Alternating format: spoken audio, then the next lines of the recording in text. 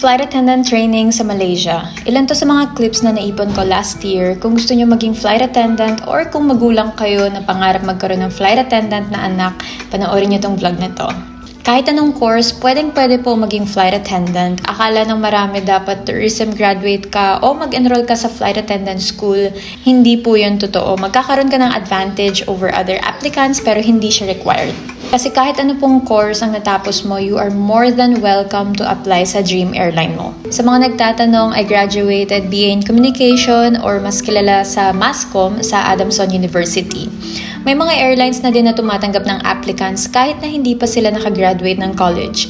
Basta graduate ka ng senior high ay pwedeng-pwede na.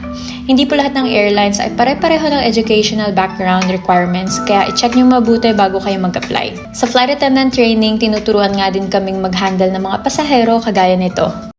I'm so sorry, did you hurt your hand or anything? No, don't touch me, don't touch me. I'm really sorry, madam.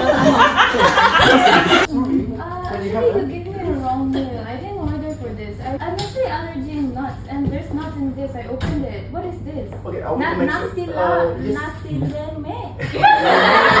Let me check first in my jelly if any is some available Yeah, food. because I you will know, do it. if I eat this, I'm Just, already just, breaking okay, out, just a you know? moment, and I'm so sorry about my mistake. Okay, with Yeah. Mama the chemist.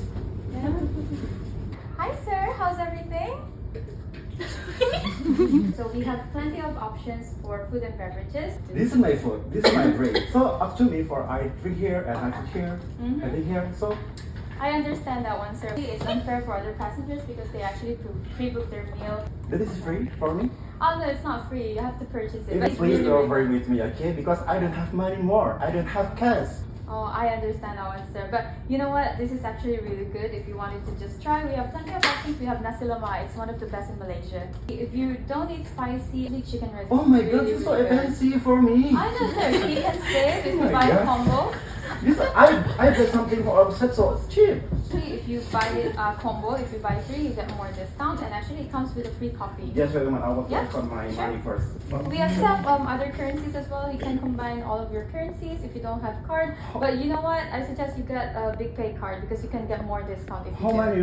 Meron din kaming group activities para mas mahasa yung teamwork at pakikisama sa ibang crew. At dito nag-lunch na nga kami. Sobrang haggard talaga ako last year to the point na halos hindi na nga ako nagpapahinga. Pero I always make time para sa mga friends ko at sila na nga rin yung tumulong sa akin para maglipat sa bagong apartment na mas malapit sa airport. Imbes na babiyahe ako ng 1 hour plus pag may traffic, naging 15 minutes na lang kaya I've decided na lumipat na ng titirahan that time. Common misconception din yung height requirement. Maraming airlines na ngayon ang tumatanggap ng mas maliliit na cabin crew depende sa aircraft na pagtatrabahuhan nyo. Kagaya ko na nag-start sa private jet, sa dating kumpanya, my height is 157 cm or 5'2". So kahit 5'1 or 5 flat ka, may pag-asa ka pa rin maging flight attendant. Basta hanapin nyo lang yung tamang kumpanya or airlines para sa'yo. Sa age requirement naman, I remember the oldest FA na nakalipad ko was 50 years old. Pero meron na din ngayon sa US na umabot ng 86 years old.